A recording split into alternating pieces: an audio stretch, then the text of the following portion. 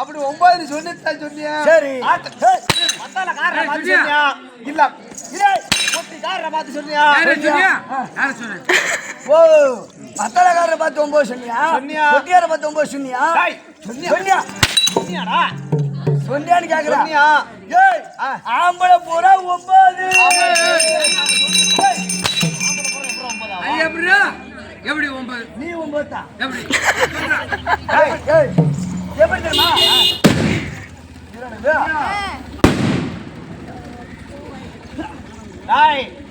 என்ன கூட வந்து அவரை கூட பார்த்து சொல்லு.